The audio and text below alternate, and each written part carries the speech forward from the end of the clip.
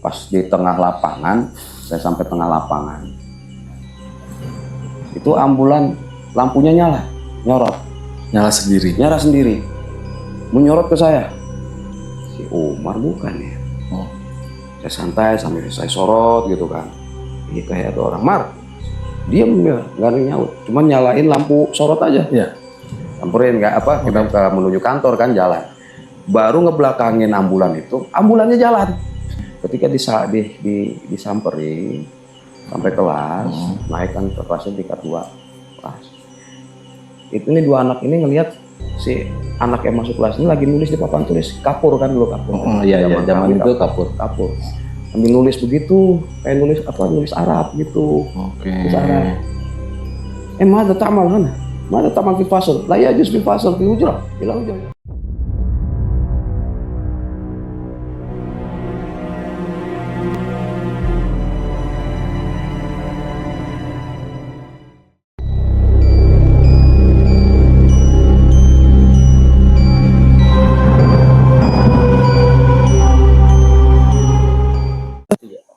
Oke, assalamualaikum warahmatullahi wabarakatuh. Waalaikumsalam. Kembali lagi dengan gua Rudi Botak di Cerita Malam.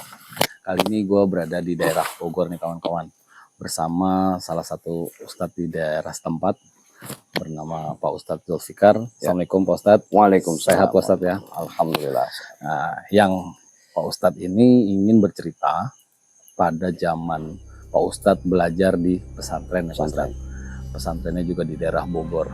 Nah, lo ingin dengarkan cerita pengalaman Pak Ustadz yang konon katanya pada saat Pak Ustadz Zulfikar menimba ilmu di pondok pesantren tersebut banyak gangguan mistis ya Pak Ustadz. Ya. Oke. Nah, lo semua ingin dengarkan cerita selengkapnya dari Pak Ustadz Zulfikar. Nggak usah gua banyak bicara lagi, siapkan cemilan, kopi, rokok, dan ajak semua keluarga lo nonton. Kita langsung ke Pak Ustadz Zulfikar. Ya. Ustadz Zulfikar, bisa kan ceritakan pengalaman Pak Ustadz waktu zaman Pak Ustadz menimba ilmu di pondok pesantren tersebut. Ya. Silakan Pak Ustadz. Ya, assalamualaikum warahmatullahi wabarakatuh. Waalaikumsalam warahmatullahi wabarakatuh. Alhamdulillah, alamin. Insyaallah, sholli ala Muhammad. Mudah-mudahan cerita ini ada manfaatnya, bisa kita petik pelajarannya ya. Amin. Hanya berbagi ketika tahun 1997 itu saya di pesantren naik tingkat 1 aliyah, 1 SMA lah, 1 aliyah. Nah, peraturan di pesantren itu 1 aliyah itu menjadi pengurus santri. Nah, belajar organisasi menjadi pengurus santri. Kalau di sekolah umum OSIS lah. OSIS 1 aliyah. Dilatih untuk berorganisasi. Nah, organisasi itu mengurus banyak, menjaga agar santri-santri itu berbahasa Arab sehari-hari dan bahasa Inggris. Menjaga ketepatan waktu, disiplin sholat 5 waktu.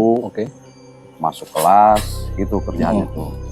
Nah, kemudian sama upacara, menjadi petugas upacara, kemudian menjaga kerapihan anak-anak santri di masjid, menjaga itu semua. Dan juga menjaga keamanan lingkungan pesantren.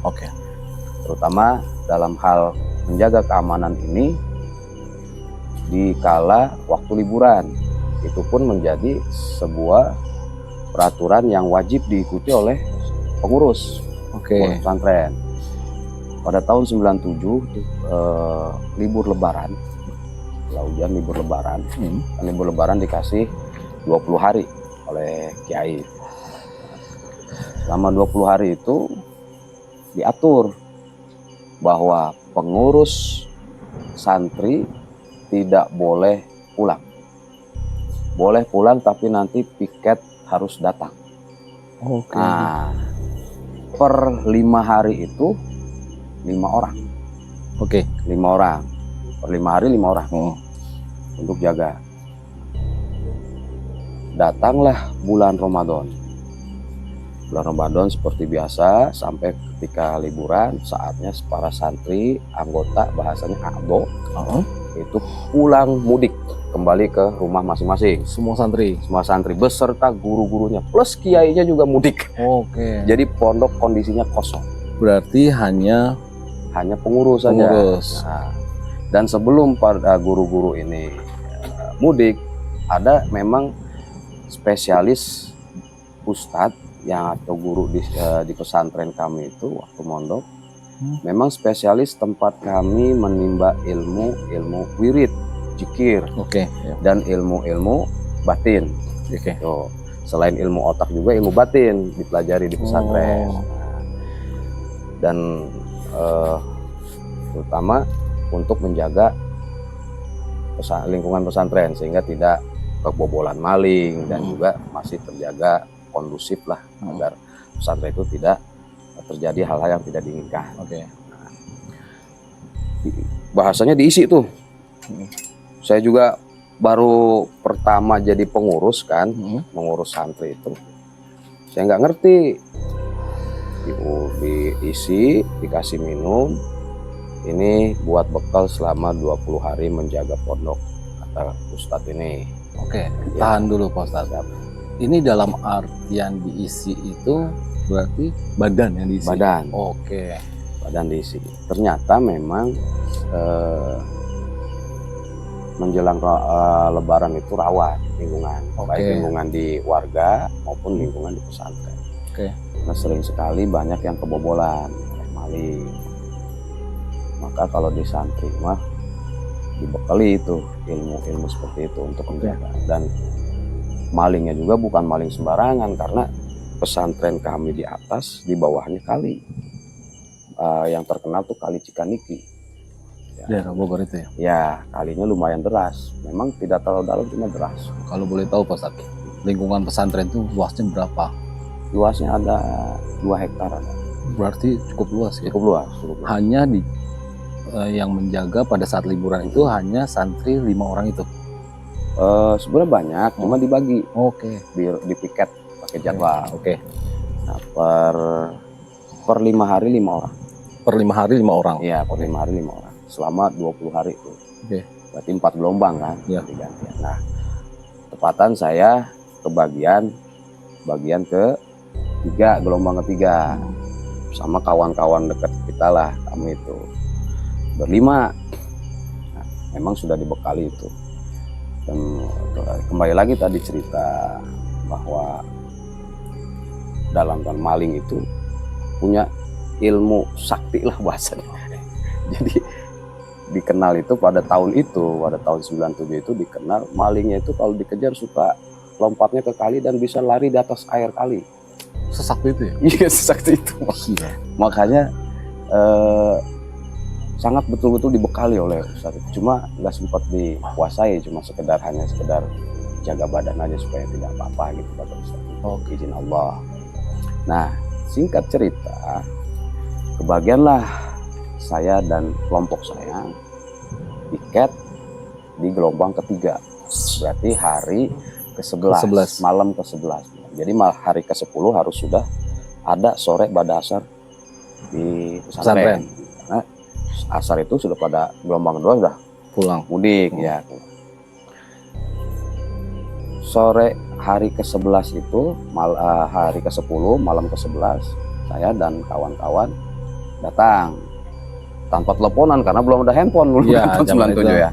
Nah, kita datang kumpul di kantor biasa asar persiapan sholat maghrib kan, zikir biasa, maghrib zikir, habis sholat maghrib zikir sampai isya, sholat isya makan malam kan, kemudian mempersiapkan peralatan jaga malam, tongkat, senter, sama rompi. Rompinya juga dirajah sama Ustadz tuh, dirajah rompinya. Oh, berarti bukan hanya badan ya. Oke. Karena waktu tahun 97 itu memang sedang rawan juga kan di Jakarta ada kerusuhan. Ya, betul. Ya. Dan juga waktu itu zaman ninja kalau nggak salah. Ya, ninja.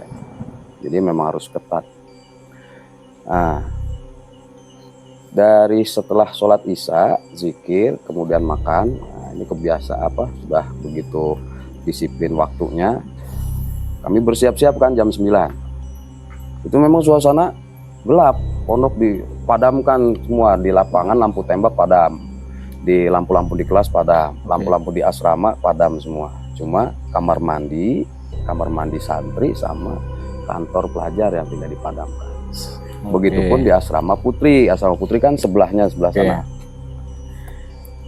Jam 9 kami bagi jaga. 2 orang jaga di lingkungan asrama putra, 2 orang keliling jaga di asrama putri, 1 orang di kantor pelajar. Standby. Sudah dibagi gitu, udah siap. Udah siap. Dijaga jam 9, jam 10, jam 11. Nah, ketika jam setengah 12, mulai udara dingin. Ya, namanya baru-baru jadi pengurus ya. Santai aja, cuek gitu, kayak nggak ada terjadi apa-apa. Lapangan gelap. Nah, di lapangan itu ada ambulan. Ambulan yang sebelum bulan puasa, supir ambulannya baru meninggal. Ya, baru meninggal. Kecelakaan? Sakit? Sakit. Sudah lama memang supir ini mengabdi pada pondok untuk bawa ambulan, jadi supir ambulan. Nah, jam setengah 12 saya kebagian asrama putra. Saya bagian bawah, kebagiannya untuk kontrol. Kawan saya ini bagian atas, namanya Umar. Atas. Orangnya tinggi gede dia. Orang luar Jawa. Setengah 12 saya ngontrol di kantor kan, lu bawa center. Pas di tengah lapangan, saya sampai tengah lapangan. Itu ambulan lampunya nyala, nyala sendiri, menyorot ke saya. Saya kira kawan saya kan, iseng nih. Si Umar iseng, saya cuek tuh. Saya tetap kontrol kelas sama kamar mandi, terus kan luas tuh, kelas bawah sama asrama bawah luas juga lumayan.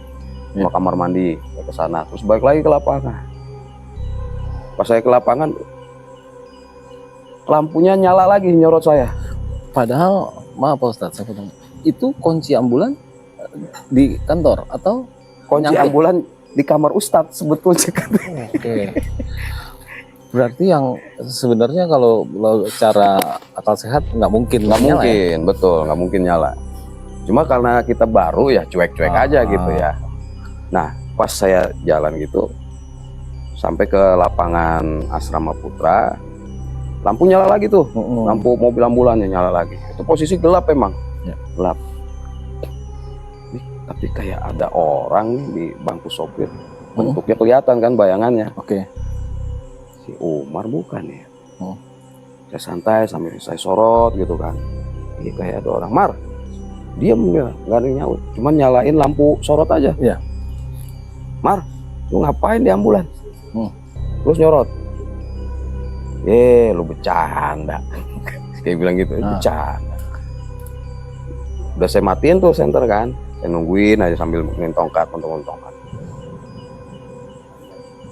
Nggak taunya teman saya baru keluar kelas tingkat 2. Si Umar itu? Si Umar melihat ke bawah kan, manggil saya Julpi. Jul, udah lu ngontrol? Nah, senter. Lu di atas mah? Dari tadi di atas kan ngontrol atas. Gitu. Yang bener lu bercanda lu. Lu buat keluarnya bareng juga, jalan bareng. Lah itu di ambulan siapa? Itu di ambulan siapa? Yang tadi nyalain lampu. Kagak, ambulan kagak nyala, biasa aja. Lu turun sekarang, barang gua dia di sini. Pas dia turun, bener ambulan nyala lagi. Udah gitu tambah wipernya. Wipernya tambah. Nah, kita ready kan, prepare. Lu jangan kosong. Atur napas, baca Asmaul Husna. Kayak gitu ke teman siap. Atur napas. Kan kita logikanya maling nih kayaknya gitu kan. Maling di ambulan nih. Jangan sampai kita kebobolan, jangan sampai pas giliran kita piket kebobolan. Siap, udah tenang. Tongkat siapin, udah tahan napas, atur. Kita siapin dulu sampai tubuh hangat. Pakai tubuh hangat kan. Itu dilatih sama guru gitu sampai tubuh hangat, ready. Di sini udah kelihatan apa? Kerasa kuat. Di sini kerasa keisi. Udah bismillah, oke ayo. Itu masih nyala, dalam kondisi masih nyala. Tuh, Masih wipernya gini-gini. Saya center sambil jalan sambil center kamu. Itu jelas bentuk orang bau kepala, badan sampai megang setir gitu. Megang setir. Gitu. Ini masih wiper sambil bergerak sama apa lampunya nyala. Kita samperin berdua. Lu pintu kiri, gua pintu kanan, siap. Pintu kiri, pintu kanan, dia kiri ke kanan kan. Terus ke kanan saya buka pintu yang di sopir itu. Loh, semua ini kan pakai tongkat. Kagak ada orang, dia juga buka. Kagak ada orang, kita ke belakang. Takutnya ngumpet nih di kolong. Wah. Tutup lagi pelan-pelan. Tutup lagi pelan-pelan juga. Nggak ada orang. Bahkan nggak ada orang, mati itu. Lampu sorotnya mati sama wipernya. Ini kayaknya mesinnya kali rusak nih, koslet. Udah kita samperin kita menuju kantor kan, jalan. Baru ngebelakangin ambulan itu, ambulannya jalan sendiri sambil ada ini sambil lampunya nyala juga, sambil nyala tapi kedap-kedip gitu. Wipernya sambil jalan biasa ngelilingin lapangan. Dan itu ininya sirinenya nyala tuh, lampu bukan sirinenya. Jadi lampunya nyala. Strobo. Cuma nggak ada suara, nggak ada sirene kan. Ngelilingin lapangan. Loh, kita berbalik. Astagfirullahaladzim. Astagfirullah. Sambil merinding tuh kan, sambil merinding. Ceritanya jadi merinding. Sambil merinding. Ini bukan maling, Mas. Kita dikerjain bangsa halus. Balik apa hadepin? Kita tontonin aja tuh ambulan keliling di kantor gitu. Tapi itu Pak Ustadz, pertanyaannya, yang Pak Ustadz lihat itu dia bentuknya siluet padat kayak bayangan. Siluet berarti. Kayak bayangan, iya, kayak bayangan. Tapi saya jelas itu bayangan kayak bayangan laki-laki. Dan itu ambulan artinya tidak beroperasi berapa lama? Kira-kira? Ya berapa minggu lah. Baru karena sopirnya baru meninggal. Berarti puasa. Yang notabene 3 mingguan masih ada bahan bakarnya, masih layak jalan lah ya. Memang kita tahu ambulan mobilnya jenis lama, sering rusak dan kita makanya berpikiran ini koslet gitu kan, karena sering koslet juga. Tapi dibilang koslet kok bisa jalan muterin lapangan gitu kan, kita berdua sambil takut-takut ngeri gitu kan, merinding. Udah karena posisi kantor dekat dengan lapangan, kami berdua ke kantor dulu kan. Kirain masih yang satu orang nih kawan nunggu yang jadwal dijaga kantor, kami kira ada gitu, kira mau laporan, nggak taunya dia sedang keluar. Ambulan ini masih tetap putar. Kita tontonin aja sambil duduk. Wah, sambil senterin duduk. Wah, nggak beres nih. Sambil baca tuh ngirim Fatihah buat almarhum sopir ambulannya, mungkin ya penasaran atau masih kangen sama ambulannya gitu, arwahnya. Kita Fatihahin, doain. Nah, itu ada beberapa sekitar beberapa upaya, ada 3 menitan lah itu. Lumayan. Jalan pelan-pelan gitu. Ada sekitar 3 menitan itu. Itu apa ya Pak Ustadz? Pada saat kejadian ambulan itu beroperasi sendiri tanpa ada pengemudinya, artinya ada yang mengemudikan. Kalau saya pribadi itu pasti saya sudah kabur.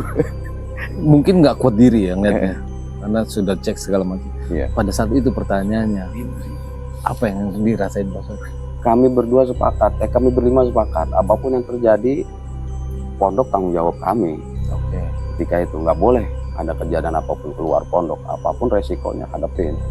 Walaupun dengan rasa merinding dan takut ketika itu, orang namanya juga anak baru jadi pengurus, rasa takutnya besar gitu kan. Rasa takutnya besar. Sambil nahan-nahan, makanya nyari teman yang di kantor kok nggak ada. Makin berdua kita deketan aja. Jangan mana-mana, diem aja dulu. Pokoknya ini kalau emang jin nyerang, ya udah mau nggak mau kita hadepin. duel jadi kita Iya. dengan gemetar takut gitu. Terus Cuma kita nggak banyak komentar, diem aja sambil pucat, kita kan keringat dingin. Nah, udah gitu 3 menit dia berhenti sendiri, parkir dia seperti semula, parkirnya mundur. Tek. Kita senterin lagi, itu bayangan masih ada di tempat supir kayak megang setir. Wah, iya ini kayaknya almarhum nih, udah diemin aja. Klakson, kita nyebut diemin aja, klakson ya, 3 kali. Udah selesai tuh, hening. Sambil kita baca-bacaan, Astagfirullahaladzim, Bismillahirrahmanirrahim. Apa aja kita baca? Apa aja kita baca. Ketika itu masih takut kan kita, masih merinding, gemetar kita. Nah, nggak lama teman 2 orang ini yang dari asrama Putri teriak, Allahu Akbar, asyhadu an la ilaha illallah, Allahumma sholli ala Muhammad, sambil lari. Lu kenapa lu? Iya. Kenapa? Kita dikejar kepala. Kita dikejar kepala. Itu pakai lari sini. Kepala apaan? Kita kirain kelapa jatuh kan. Memang di asrama Putri ada pohon Banyak kelapa. pohon kelapa. Ada pohon kelapa 4. Di lapangannya ada 4. Ada 4. Dikiranya dia cerita. Gua kira kelapa jatuh 4 kali. Kebetulan haus kan. Kita samperin. Samperin kepala, kata dia cerita lagi gini. Dikejar langsung, kita gelinding dia. Dikejar berdua, yang 2 ke sana, jadi satu-satu dikejar sama 2 kepala itu sambil gelinding. Kita lari, dia bilang kan, ya, mereka berdua lari, kita lari. Aduh, sampai di sini kantor. Pas sampai perbatasan antara asrama Putri dan Putra kan ada gerbangnya. Hilang dia, nggak ngejar kami lagi. Ke kantor dia berdua. Aduh, lu jangan. Saya bilang, udah apapun yang terjadi, kita jangan ninggalin pos tugas. Balik lagi. Lu gimana? Gue balik. Gue minum dulu. Kita makan dulu. Udah ngobrol dulu di kantor. Posnya di kantor aja dulu. Berempat. Padahal itu di bulan Ramadan. Bulan Ramadan. Tapi ada interaksi seperti itu. Ada. Bahkan kalau saya bilang itu sangat ekstrim ya. Ekstrim. Namanya memang lahan yang didirikan pesantren tempat saya belajar itu ceritanya memang tempat angker dulunya dan punya seorang jawara yang memang beliau adu tanding dengan kiai kami dengan perjanjian kalau saya kalah ini lahan saya wakafkan buat pesantren kiai, tapi kalau kiai kalah kiai nggak boleh bikin pesantren di sini. Nah kalau Pak Kiai kekehnya dapat wasiat dari guru bahwa cari tanah seperti ini, kondisinya di atas bawahnya ada sungai di daerah Bogor, itu di situ bikin pesantren. Itu wasilahnya dapatlah di situ. Nah itu atasnya kan dataran, bawahnya memang kali tapi ada pusaran air. Itu pusaran air dihuni oleh ular besar. Ular besar kayak ular besar di pusaran airnya itu. Nah kembali lagi cerita ketika Pak Kiai dapatlah ceritanya, pilih adu ilmu kan, jawara dengan Kiai ini. Nggak ada yang kalah, nggak ada yang menang. Tapi karena memang jawara ini memang niatnya pengen nyumbang, ya sudah, saya kalah. Kiai boleh bikin pesantren di sini, saya wakafkan tanah ini. 9 istri saya pindahkan ke sana. Karena kelahan saya yang lain. Enggak, Pak, maksud saya kita bareng-bareng ngelola ini. Udah Pak, saya percayakan sama Pak Kiai ngelola. Pak Kiai yang ngelola, gitu ceritanya. Cerita orang-orang tua di sana. Berarti tanah tersebut diwakafkan oleh mantan seorang jawara setempat yang pilih tanding. Dan akhirnya yang pertanyaan saya, tanah itu menjadi angker itu kenapa Pak Ustadz? Memang kebun ini, Oh, seperti oke. hutan.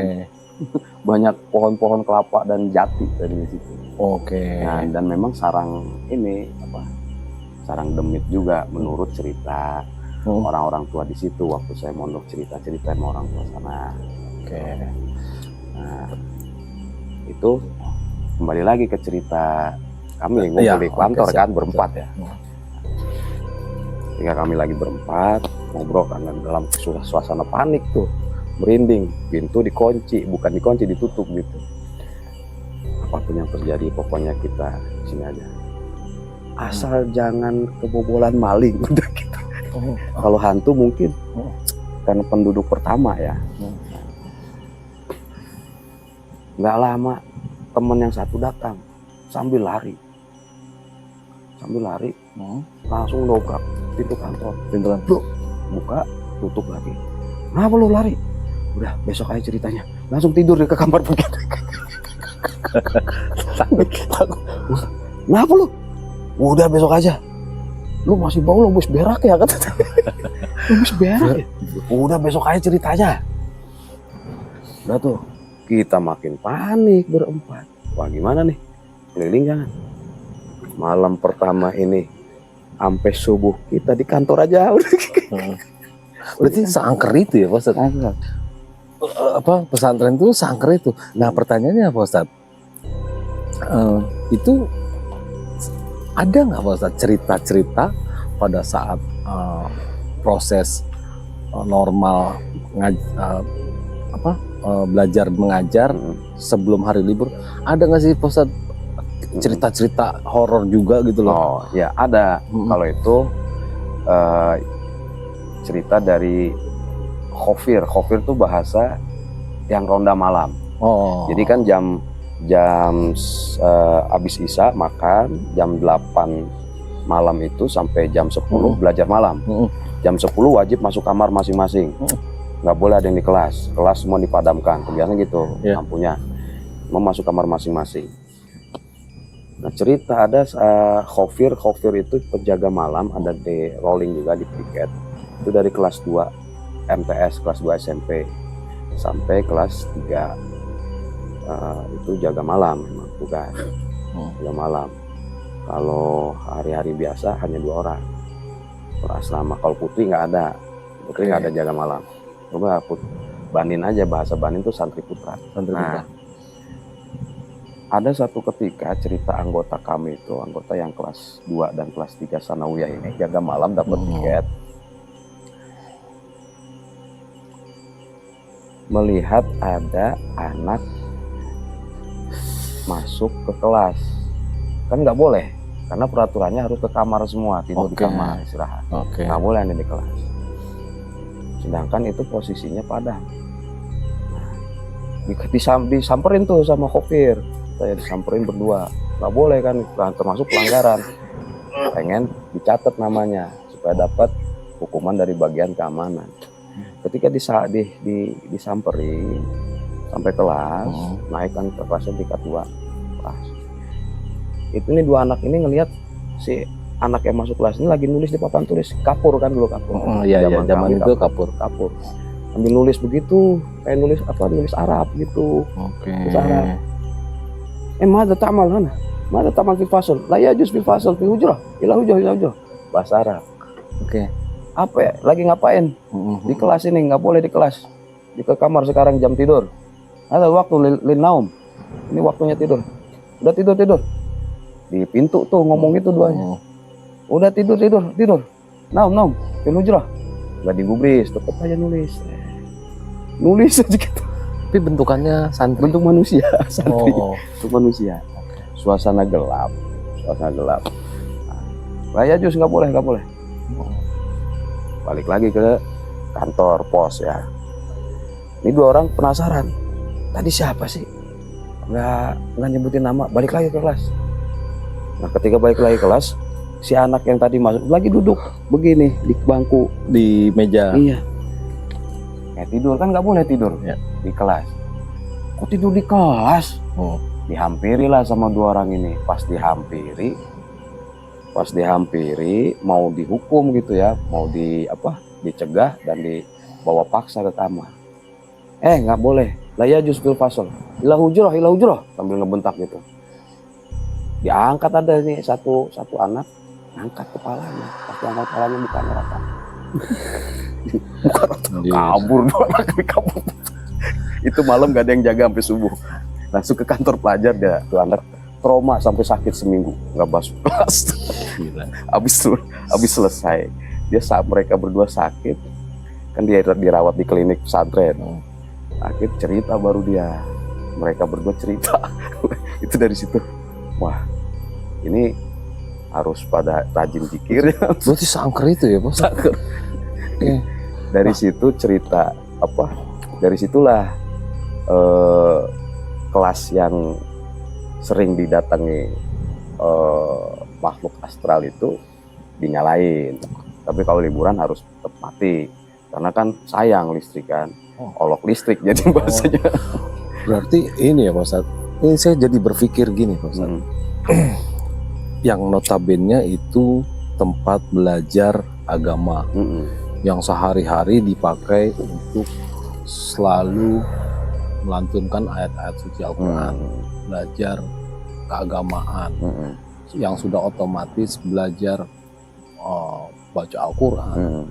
Nah pertanyaannya Pak Ustadz, itu termasuk golongan apa Pak Ustadz, yang Pak Ustadz lihat, yang dari Pak Ustadz cerita, itu termasuk golongan apa sebenarnya? Iya, termasuk golongan jin. Nah, kalau golongan jin itu memang tidak kalau dikatakan tidak ngaruh dengan bacaan-bacaan atau aktivitas keagamaan, karena memang bangsa jin itu hidup duluan dari kita. Dan bangsa jin itu lebih paham agama kita. Mau agama Islam, agama non Muslim, semua lebih paham. Maka dibaca bacaan mantra-mantra agama apapun, ya mereka lebih paham. Dan mereka bangsa jin ini hanya takut kepada orang yang hatinya ikhlas karena Allah, bukan yang Maha Esa, dan pikirannya tidak ada macam-macam, plong aja gitu. Nah, itu lebih tunduk dengan hal itu. Nah, satu lagi saya mau bertanya Pak Ustadz, mohon maaf Pak Ustadz, ada video saya di episode sebelumnya, ya, seorang santriwati juga, ya, seorang santriwati yang membahas soal jin korin, ya kok ya, ada. Nah, saya ingin bertanya sekalian nih, sama Pak Ustadz nih. Bisa nggak sih Pak Ustadz jelasin ke saya dan penonton cerita malam tentang jin korin dan sifatnya gitu loh. Gitu Pak Ustadz. Insya Allah kita bahas dari bahasa dulu. Jin itu asal kata bahasa Arab, jinnun artinya sesuatu yang tersembunyi. Korin artinya teman dekat. Teman dekat. Istilah ini digunakan karena sosok makhluk yang Allah ciptakan, yang sudah ada dalam diri manusia, yang jalan di darah manusia. Kan ada dalam hadis Rasulullah SAW. Termasuk diri saya nih? Ya, ada jin korin? Ada. Jin korin ini tidak bisa diatur. Bahkan Rasulullah SAW dalam satu riwayat ditanya oleh sahabat cerita tentang jin korin, ditanya kembali oleh sahabat, apakah dalam tubuhmu juga ada ya Rasulullah jin korin? Ada. Tapi dia sudah ditaklukkan oleh Allah untukku. Ini ada riwayatnya Pak? Ada riwayatnya. Gitu. Sahih. Nah, maka dalam setiap diri Nabi anak cucu Nabi Adam itu ada bahasanya syaitannya. Bahasa lainnya jin korinnya. Jin korin. Gitu. Nah, jin korin ini makanya disebut korin, sangat dekat. Sangat dekatnya karena berjalan di darah sebutannya. Nah, ketika manusia ini meninggal, banyak sekali terjadi yang sudah meninggal. Kemudian banyak kan kita lihat cerita-cerita atau mendengar kisah, ada yang balik ke rumahnya dengan wujud yang sudah meninggal, kemudian masuk kamarnya, dan sosoknya itu serupa dengan yang sudah wafat. Oke. Ya, Dia bisa mewujudkan menyerupai. dirinya Ya, seperti bahasanya apa ya? Tuannya semasa hidup. Korinnya. Oh, korinnya. temen dekatnya. Jadi pada Korin manusianya. contoh misalkan saya tiada, jin korin saya ini bisa mewujudkan diri saya. Iya. Karena tidak mati, bukan tidak mati, umurnya lebih panjang Nah, dari manusianya. jin korin itu ada ini Pak Ustadz. Karena di video-video sebelumnya itu membahas ada jin korin baik dan jin korin bahasanya tidak baik. Tidak baik. Itu ada. Sebetulnya bukan jin korin yang baik atau tidak baik, manusianya. Oh, jadi dia perwujudan manusia semasa hidupnya. Ya. Oke. Kalau semasa hidupnya ini manusia berbuat baik dan juga soleh, taat ibadah, maka jin korinnya sering sekali mewujud atau datang ke rumah atau ke anak cucunya dengan sosok yang baik, yang indah, tidak menakutkan. Paham saya. Tapi kalau semasa hidupnya ini manusia suka berbuat jahat, kemudian juga tidak taat ibadah, maka jin korin yang mewujud sosoknya itu sosok menyeramkan, datangnya juga menyeramkan. Nah, ini buat perhatian kita juga. Hal seperti ini karena tercatat sih ya, jadi banyak manuskrip dan referensinya. Kita tidak ragu untuk mengatakan itu ada. Ya memang sudah ada manuskripnya. Berarti ini beda perwujudan yang Pak Ustadz ceritakan sebelumnya, bentuk kepala tadi yang di ambulan perwujudan jin korin. Ini beda perwujudan, beda kasta.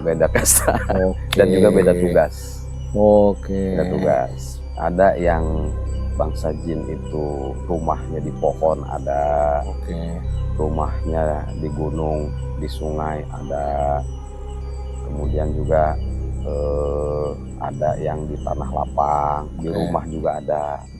Di rumah juga, kalau di rumahnya itu dipakai untuk perbuatan baik, maka suasananya jinnya itu akan jin baik. Dan akhirnya ini ya Ustaz, ini terpatahkan juga nih, karena saya sering dapat dari orang tua pada saat bulan puasa jin itu diikat-ikat, ternyata tidak ya Ustaz, setan itu. Ya bukan jin yang diikat tapi nafsunya. Jadi kalau bukan menafsirkan, memahami sebuah redaksi hadis yang berbahasa Arab, itu ada ilmunya, dikaji. Ada yang mengatakan, ulama yang mengatakan bahwa yang diikat itu adalah nafsu. Nafsu itu alat untuk setan menggoda manusia, bukan si setannya. Dan nafsu ini menjadi lemah ketika lapar dan haus. Maka ketika puasa, setan itu merasa terbelenggu. Artinya terbelenggu, tidak bisa leluasa menggoda manusia seperti hari-hari biasa. Yang mana tubuhnya itu bisa digunakan untuk meluapkan nafsu syahwatnya, nafsu amarahnya, nafsu semangatnya, nafsu birahinya. Tapi di bulan puasa, karena tubuhnya siang hari itu lemah, bagi orang yang puasa, tidak makan, tidak minum, lemah, maka setan ini merasa terbelenggu. Pak Ustadz, ini mumpung menyinggung masalah jin ya Pak Ustadz, di video saya juga sebelumnya ada membahas soal hubungan terlarang nih Pak Ustadz, antara manusia dan jin. Nah, saya mau tegaskan lagi di sini, apakah bisa Pak Ustadz punya hubungan dunia alam nyata dengan dunia jin? Itu bisa Pak Ustadz? Kalau referensi redaksi dari hadis Rasulullah SAW atau riwayat para nabi dan para sahabat-sahabat nabi, belum ada bukti redaksi bahwa adanya hubungan menikah, contohnya hubungan menikah antara manusia dengan bangsa jin. Cuma yang kedua, referensi yang kedua adalah cerita dari masyarakat setempat di setiap negara. Pasti itu ada. Nah, pasti itu ada. Kalaupun itu ada, bisa saja terjadi hal itu. Bisa saja terjadi hubungan pernikahan antara manusia dengan bangsa jin. Bisa saja terjadi karena manusia diberi syahwat, jin juga diberi syahwat. Oke. Ya, yang tidak diberi syahwat kan hanya malaikat, tapi diberi akal malaikat. Oke. Ya. Jin dan manusia diberi syahwat, akal, nafsu. Cuma jenis tubuhnya beda. Nah, kalau manusia berdaging, Dia hanya zat. Zat yang tidak terlihat seperti angin. Tapi kalau dengan kekuasaan Allah bisa mewujud itu bangsa jin dan naksir sama manusia, misalnya. Manusia juga naksir sama bangsa jin. Ya itu alami saja. Itu bisa saja terjadi. Bisa saja terjadi. Oke, Pak Ustadz. Ditahan dulu Pak Ustadz. Pembahasan soal jin nanti kita cerita di episode selanjutnya. Itu malam pertama. Malam pertama kami jaga. Kan yang satu baru balik tuh ke kantor. Udah besok aja jelasinnya gitu kan. Kita berempat jadi penasaran. Cuma sambil penasaran sambil takut. Ya, karena masih santri waktu itu kan. Takut, jadi takut keluar. Udah, kita sekarang malam ini di kantor aja. Tapi sambil melek. Jangan tidur. Ini yang satu tidur sambil panas dingin, gemetar. Oke. Cuma bau dia. Kayaknya kagak cebok nih orang. Kenapa tuh Pak Ustadz? Ketakutan gitu. Oke. Kan baru dia lari. Ternyata dia dari kamar mandi ya, di kamar mandi. Dia lari, buka pintu cepat-cepat kayak dobrak gitu, bro. Terus nutup, terus. Kenapa lu sambil bawa sarung? Kenapa lu? Udah besok aja ceritanya. Enggak, kenapa lu? Besok aja ceritanya, dia langsung ke kamar. Nah, itu kita malam pertama jaga sampai pagi, sampai subuh. Habis sholat subuh, olahraga sebentar, sarapan, tidur sampai zuhur lagi. Sahur kan, sahur, sholat subuh, tidur sampai zuhur, bangun, tidur lagi, asar, bangun, tidur lagi sampai maghrib buka puasa, terus gitu sampai isya taraweh gitu kan. Habis taraweh kita makan, mulai lagi dengan rasa yang penuh ketakutan di hari berikutnya. Hari berikutnya aja saat di tengah-tengah ketakutan gitu, yang kita waspadai tetap adalah maling fisik gitu, fisiknya, dengan rasa takut, penasaran. Nah, malam kedua ini dengan pengalaman dari malam pertama, kami memperbanyak wirid sambil jaga, sambil bawa tasbih kan, subhanallah, selawat. Nah, malam kedua ambulan tenang, jaga keliling nggak diganggu. Cuma yang di asrama putri, yang jaga di asrama putri diganggu, lihat ada santri putri, sama kejadiannya kayak Kofir lah itu. Lihat ada santri putri masuk ke ruang kelas. Yang jaga ngeliat dong ya, Banat, ma tetap malin ini, lagi ngapain di situ? Diam aja dia, langsung masuk kelasnya ngeloyor aja masuk. Sama, kok ada Banat? Emang ada Banat tadi datang ke sini? Banat tuh istilah santriwati. Nah, ada Banat, kita periksa deh. Masa cuma sendiri? Periksa ke atas. Namanya anak baru ya, polos ya, nggak ngerti gitu. Cuman masih dengan rasa merinding, disamperin ceritanya sama temen nih berdua nih, dia cerita tuh. Berdua di center, dia di pojok, di center pojok lagi, pojok kayak baca begitu, nunduk baca kayak baca buku gitu. Gini kan, Banat, mana tak malihnya? Diem aja. Wah, beres. Banat, mana tak malihnya? Nggak jawab, hanya diam aja. Samperin dia, lu aja. Samperin, lu aja. Nggak taunya itu Banat udah ada di samping dia berdua. Dia di pintu, Banatnya lagi ini, tapi ngebelakangin gitu. Belakangin, manat mata tamalina. Diam aja. Mau di apa? Di gini kan, ada yang beraniin gini. Pas diginiin dia balik sama mukanya rata. Langsung kabur. Itu kabur sampai jatuh di tangga guling-guling. Itu ada satu kawan saya, satu orang, Hamdan. Tangannya apa, baret patah, kesleo, kakinya kesleo, langsung dibopong. Oke. Dia ditinggal lari, cuma balik lagi satu.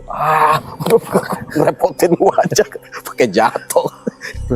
Langsung kabur. Oke. Kita di kantor kan bertiga, iya. lagi ya apa, sorot-sorot baterai ada center gitu kan. Lari dia. Saina, tolong kami gitu, tolong kami pakai bahasa Arab. Mada wako, apa ya lagi? Kenapa, apa yang terjadi? Udah ntar aja ceritanya di kantor, videoan. Kantor. Gua mau minum dulu, tutup pintunya. Cerita dia di situ. Wah, malam kedua. Kan sampai 5 malam nih. Malam kedua. Oh tunggu Pak Ustadz, saya mau tanya. Berarti di lingkungan pesantren itu wajib bahasa Arab ya Pak Ustadz? Wajib bahasa komunikasi. Arab. Iya, komunikasi. Oke. Bahasa Arab dan bahasa Inggris. Oke. Lanjut Pak. Karena sehari-harinya. Malam kedua itu tegang. Tegangnya mau nyuci takut, mau nyuci baju. Ya udah nunggu sampai subuh, sambil nunggu di kantor kita sholat tahajud tadarus. Oke. Nah, karena di kantor doang yang boleh terang kan, yang lain nggak boleh. Yang lain harus gelap ya. Gelap. Polok listrik masalahnya. Malam kedua tuh pengalaman. Waduh, udah nggak beres nih. Malam ketiga mulai pada mau malam ketiga nih. Pas buka puasa mau pada pulang. Ana la aqua. Saya nggak kuat. Ana sarji faqatil bait. Wah, mau pulang aja ke rumah lah. Gitu kan. Wah, nggak bisa. Kita satu tim.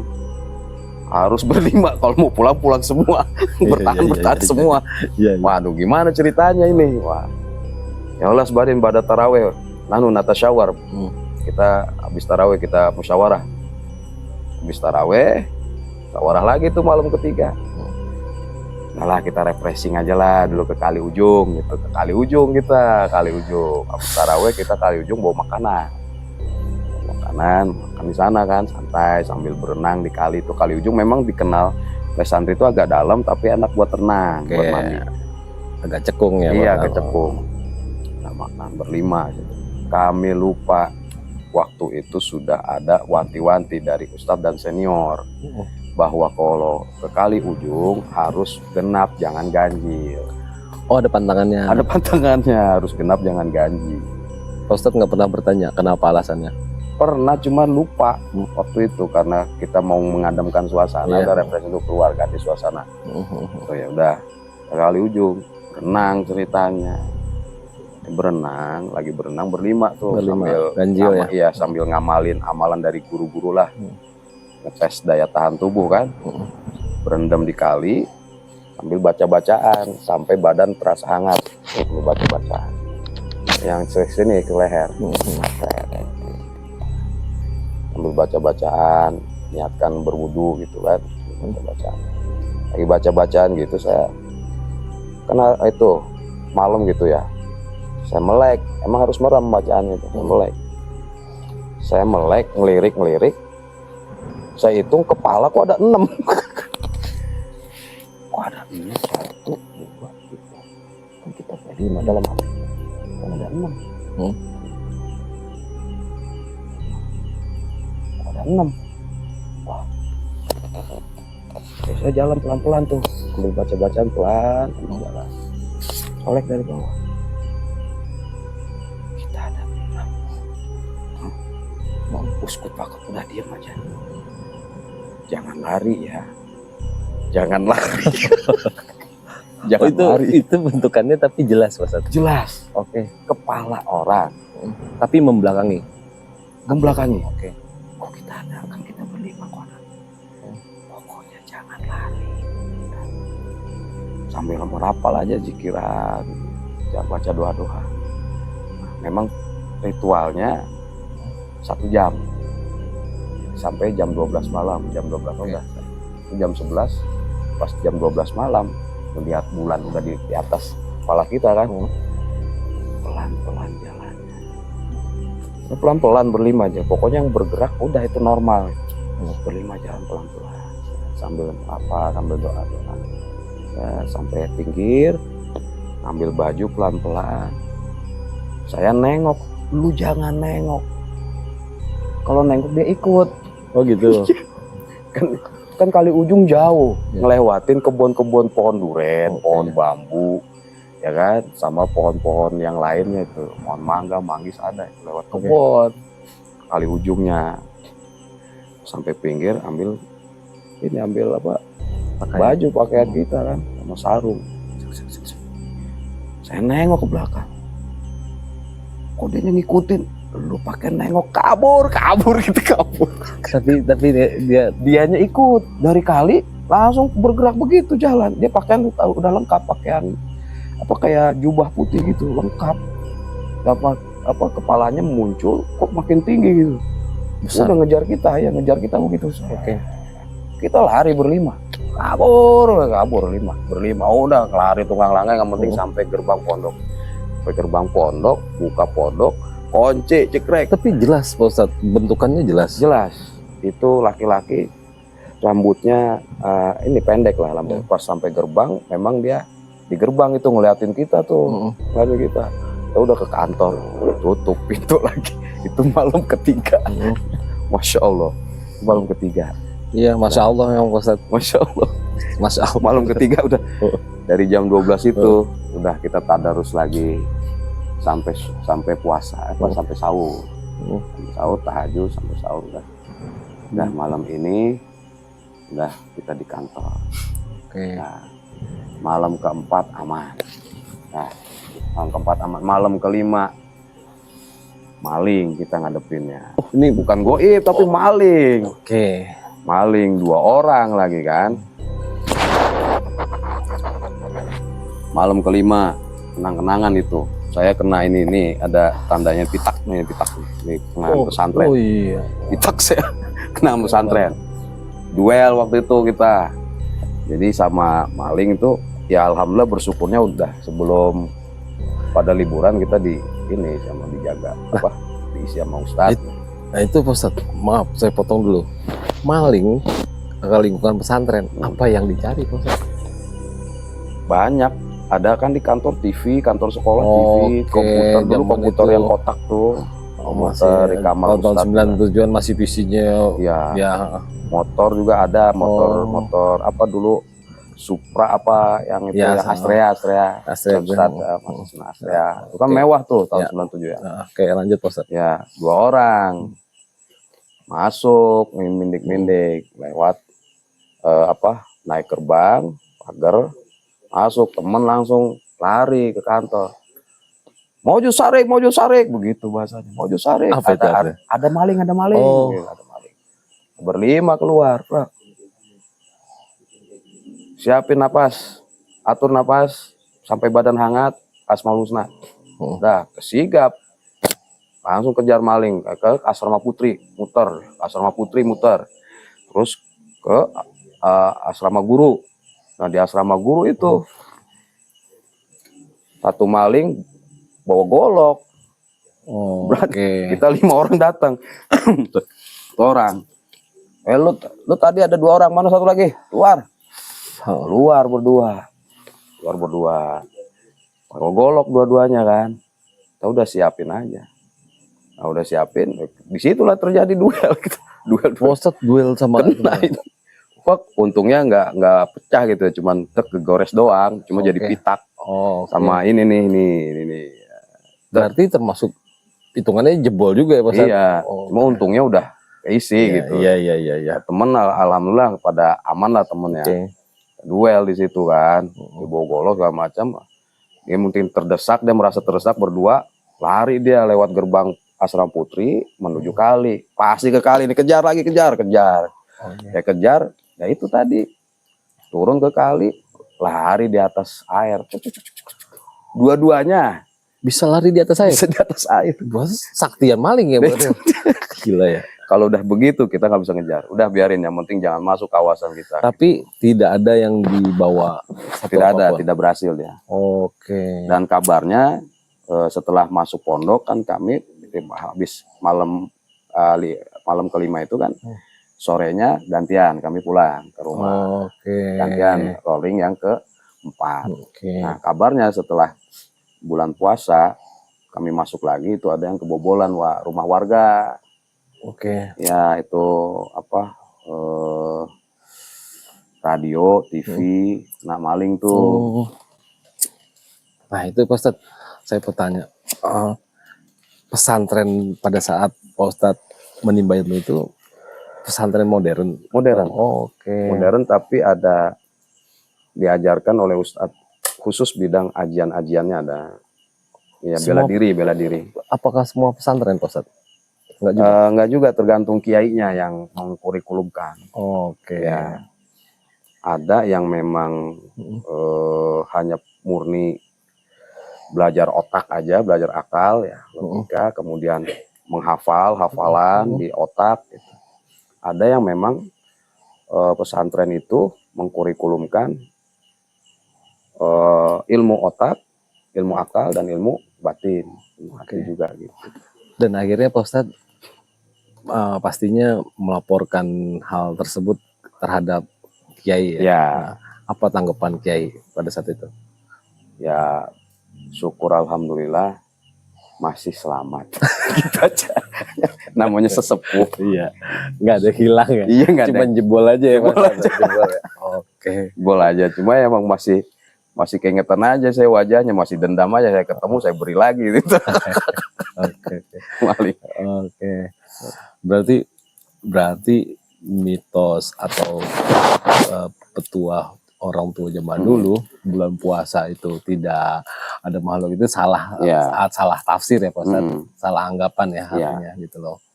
Yang katanya kalau bulan puasa setan itu iket-iketin ya, malah justru bulan puasa ya Pak Ustadz. Iya. Makin banyak setan ya. Banyak yang nggak puasa. Syahwatnya makin naik. Oke Pak Ustadz.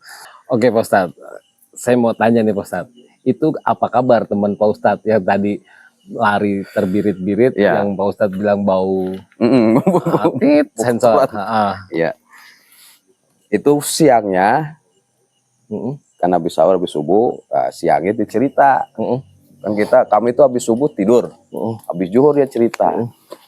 Cerita, lu tahu nggak semalam kenapa gua lari? Nah emang ya gua kamar mandi kebelet. Kamar mandi kebelet, buang air besar sama kencing kan. Di samping ada yang nyiduk air, jebur. Gua kira lu lagi pada ke kamar mandi, gua kira. Nah, kanan kiri, wah ini lu pada di kamar mandi nih. Gua ada temennya kan, belet santai aja. Biasa di kamar mandi gue terik, gini kok nggak ada gayung. Astair migropa gitu, minjem gayung dong. Ada sebelah kiri ngasih, tangannya ada gitu tangannya ngasih. Gua ambil, dia bilang, gua ambil aja, gua cebok. Wah gua cebok, gua inget lah. Kan bocah pada ngontrol. Ini ngapain ke kamar mandi? Gua tengok kanan kiri. Kok kering? Udah dari situ udah pelan-pelan gua taruh gayung, pak. Gua buka pintu pelan-pelan, set, becir gua langsung Oh berarti itu alasannya dia kenapa lari. Cuma ceboknya baru setengah. Astagfirullah. Nah dia sebenarnya ngalamin 2 kali dia, baru cerita dia. Baru cerita dia. Ngalamin 2 kali dia. Itu yang pertama dia kan. Yang kedua ngalaminnya lagi dia. Nah itu sampai sama ngalamin begitu juga, dia lagi nyuci malam. Itu kayak habis tarawih kita ngontrol kan, dia doang sendiri nyuci, emang kadang ini dia suka nggak disiplin emang dia kan, suka keluar waktunya jaga, kenapa nyuci baju?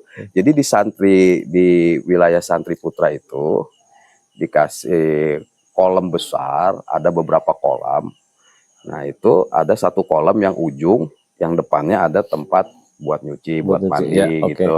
Nah, terbuka tapi di situ ada toran juga. Nah, itu kan kebun itu kan, gelap lagi kan situ suasana. Dia nyuci, habis nyuci kebelet juga dia. Mas kebelet kan bawa sarung doang, namanya Santri Putra nggak pakai daleman kan kebiasaan. Ya, gundal gandil. Gundal gandil. Ya sama kejadiannya ternyata. Astair migropa dong dia nggak inget.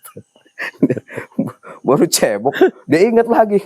Wah kemarin gua dia kabur lagi. Wah ini yang ngasih migropa, jangan-jangan dalam pikiran gua ini yang ngasih migropa kayak kemarin, jangan-jangan dia kabur lagi, lupa bawa sarung. Pas keluar kita baru pulang ngontrol ke kantor. Dia buka pintu, jebret. Kenapa lu? Ngambil minuman di meja, minum. Alhamdulillah ya Allah. Kenapa lu? Lu tahu? Kayak kemarin gua. Iya kenapa? Gua lupa cebok. Gua kirain lu pada. Gua lupa cebok. Astagfirullah. Lu sarung lu mana? Iya. Lu mau balik lagi, dibuka pintu. Lu balik lagi. Enggak udah. Dia di kamar jadi dielap itu. Masya Allah. Berarti Ustaz, lingkungan pesantren itu malah saya sering dengar cerita juga. Cerita-cerita horor di lingkungan pesantren. Berarti di tempat kita menimba ilmu agama itu bukan jaminan kita malah justru aman dari hal-hal goib ya, Ustaz. Malah justru banyak ya Mas. Banyak gitu ya. Dan juga ya namanya bangsa-bangsa begitu, ada yang suka dengan energi lah, medan energi tubuh manusia yang dipakai untuk ngaji, beriman kepada Allah, itu jin-jin muslim pada itu. Kadang jin-jin muslim juga suka iseng menyerupai, mengetes mental.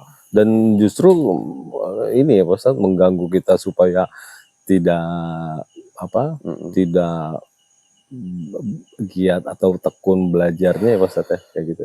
Justru dengan hal tersebut jadi betah di pondok lah, ada variasi ya, karena pengalaman. Nih, buat penonton cerita malam juga nih, ini baru saya buka nih. Saya juga pernah nyantri Pak Ustadz, karena saking nggak betah, kabur saya gitu loh. Ya salah satunya hal-hal yang yang Pak Ustadz ceritakan itu, termasuk adik saya gitu. Banyak cerita-cerita horor gitu. Oke Pak Ustadz, Pak Ustadz punya nggak nih petuah atau namanya pesan buat adik-adik atau buat generasi muda yang ingin menimba ilmu di pesantren? Apa sih Pak Ustadz bekalnya buat biar adik-adik lebih giat, lebih mantap lagi nih, dan tidak mempunyai rasa takut atau ketakutan? Insya Allah untuk belajar di pesantren ataupun belajar di sekolah, ingatlah bahwa kita sebagai manusia diciptakan oleh Allah itu ada beberapa yang harus dikasih makan istilahnya. Akal harus dikasih makan, makanannya adalah ilmu. Kemudian tubuh juga harus dikasih makan, makanannya adalah nasi, makanan-makanan fisik dan minuman. Dan juga kemudian hati harus juga dikasih makan, yaitu dengan zikir, doa-doa, ibadah kepada Allah. Itu semua dijadikan satu makanannya, harus semuanya mengkonsumsi makanan yang sehat. Supaya akal bervitamin, tubuh juga bervitamin, hati juga bervitamin. Sehingga dalam menghadapi kewajiban-kewajiban semasa belajar di pesantren ataupun sekolah, tidak merasa malas dan juga terpenuhi semua nutrisi akal, nutrisi hati, dan nutrisi badan. Sehingga mental itu kuat. Dan menghadapi godaan-godaan seperti tadi dalam hal menuntut ilmu itu tidak akan berpengaruh dan tidak akan membuat lemah. Justru hal tersebut membuat giat belajar bahwa itu akan menjadi pengalaman yang berharga Oke, ke depannya. cakep Pak. Terima kasih banyak Pak Ustadz. Tapi nanti saya minta di episode selanjutnya kalau Pak Ustadz berkenan bahas soal jin tadi ya Pak Ustadz. Insya Allah. Alhamdulillah. Karena Allah. Oke Pak Ustadz, berhubung sudah larut, terima kasih banyak Pak Sama-sama. Ustadz. Alhamdulillah. Barakallah. Terima kasih banyak. Daging semua ini yang Pak Ustadz ceritakan. Alhamdulillah. Oke, begitu aja kawan-kawan cerita malam. Nanti kita lanjut di episode kedua dari Pak Ustadz. Gua Rudi Botak, pamit undur. Assalamualaikum warahmatullahi Assalamualaikum wabarakatuh. warahmatullahi wabarakatuh.